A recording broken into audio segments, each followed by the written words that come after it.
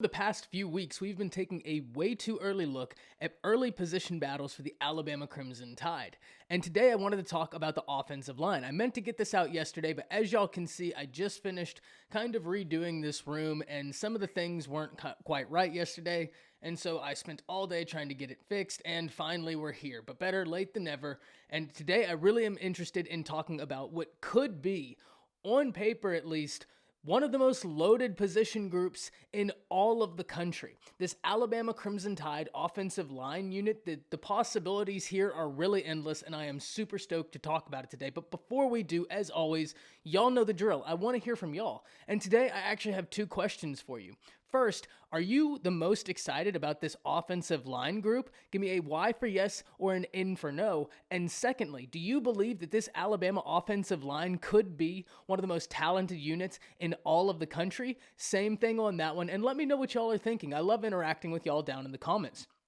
If you're new to the channel, be sure to subscribe and hit the bell notification. That way you don't miss any of my uploads. I do constant college football content, whether that's player reviews, film analysis, or talk style videos like this. And I'm on my push to 5,000 subscribers in my first year, and I'd love to have you along for the journey. If you did enjoy this video, be sure to like it and comment down below. That stuff really does go a long ways in helping content creators like myself get picked up by the YouTube algorithm.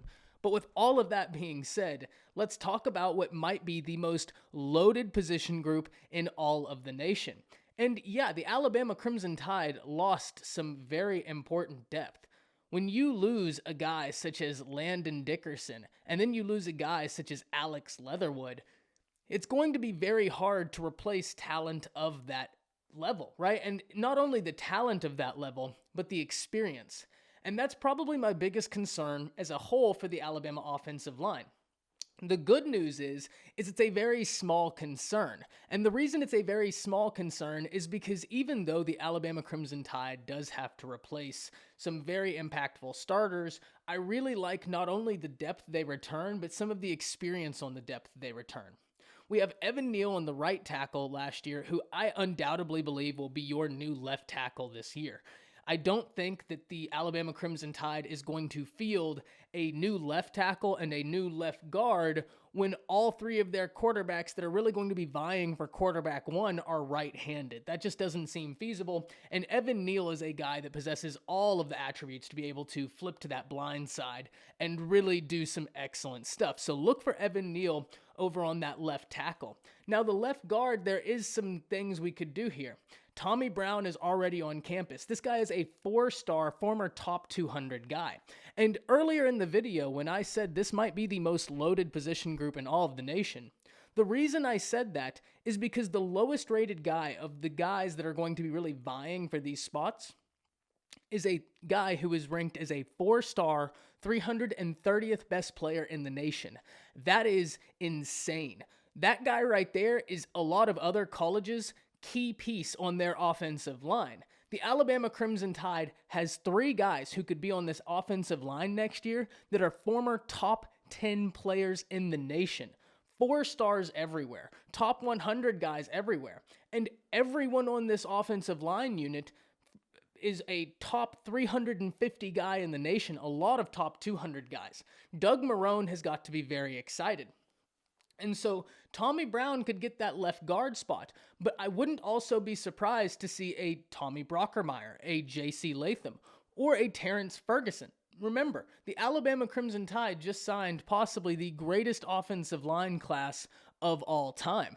Doug Marrone is going to be jumping at the bits to be able to get in there and see the different possibilities he can do. But the only thing I know is that Evan Neal will absolutely, probably at least, move over to that left tackle unless one of these new guys comes in and they are that great. If that happens, then hey, I'm proudly wrong here. I will be very, very happily wrong there. But Evan Neal is a very sure bet to move over to left tackle. Tommy Brown could get that left guard, like I said, but any of these new guys could also get that left guard. That's what I'm really interested to see, because all of those 3 guys I named, as far as the Brockermeyers, as far as Latham, and as far as Ferguson, they all early enrolled. So they're going to be benefiting from a lot of continuity as far as spring, and continuity that the guys last year really didn't have. So that's going to be a very good thing. The position I'm probably the most excited about on this offensive line, and that may seem weird given the fact that Latham is coming in, Brockermeyer's, that Evan Neal is here. My goodness, the talent on this offensive line is astronomical. But the guy I'm probably the most interested to see this year is Chris Owens. Now, the reason I'm so excited for Chris Owens is because the one position on your offensive line really that you always want to have some continuity and experience at is that center position. Now, certainly your blind side tackle is absolutely up there, but that center is incredibly key, especially when you're going to be fielding a brand new quarterback. You need that guy to have experience because he's the quarterback of the offensive line. The reason I like Owens is because, one, he's an incredibly athletic guy who understands multiple different positions on the offensive line. Remember, he's pretty much well moved everywhere along this Alabama front, and now he finds himself in the middle with prime experience. When Landon Dickerson went down and all of Tide Nation was crushed, Owens came in there and absolutely proved that he has starter ability, if not for an absolute stud in Landon Dickerson in front of him. But Chris Owens is that dude, and him coming back and having not only the game experience that he had for the quality of games that he played in at that center position, but also having an understanding of every other position along that offensive line is only going to help him and the development of the offensive line as a whole, along with the quarterback's communication for the offensive line, because the center and quarterback have to be synchronized. And he can really break down to the quarterback, well, this guy's going to be doing this. That is a huge, huge piece for this Alabama Crimson Tide front, and that's why I'm so excited for Chris Owens, because I cannot understate the importance that he is going to give this unit. On the right guard, we have a bit more continuity with Ekiyor coming back. And the thing about Emil Ekiyor is that he is a really, really good player at this right guard spot. The reason why I think you move Evan Neal from right tackle to left tackle not only is his incredible talent, that goes without saying, that's understood, but because you have that continuity at right guard, you really don't want both your blindside players to be new guys when there's a new quarterback. So you move Neal over because you know at right guard you might have a new guy at right tackle, but you know your right guard is solid. And even the players behind him, right? All guys who are former 200s, 100 players in the nation in high school. And I understand it's college. What you did in high school matters not. But it does kind of matter when we're talking about the depth of these players, because I've always contended that 4 position groups, more than any, have benefited from these camp settings, and all position groups have benefited from these camp settings. But cornerbacks and wide receivers, because they get live game reps. That's what they're going to be doing in game, one-on-one matchups like that. And then when you do the 7-on-7s, you can break down coverages, but that's pretty live game reps, right? Like that's going to be mirroring a lot of what you do on Saturdays or Sundays. And then the offensive and defensive line drills, because it's all things that can be more easily replicated in game. Even the running back linebacker drills, they're great. But how many times in a game do you get a hole that large where it's just a pure one-on-one with nobody else affecting it? And I understand the same argument can be made for offensive line, defensive line, cornerback, wide receiver, but there's a large percentage of the time where they are one-on-ones. So all of these guys are so sound. All the guys behind Ekiyor could absolutely nab a spot on this line, but I just think that he is way too solid.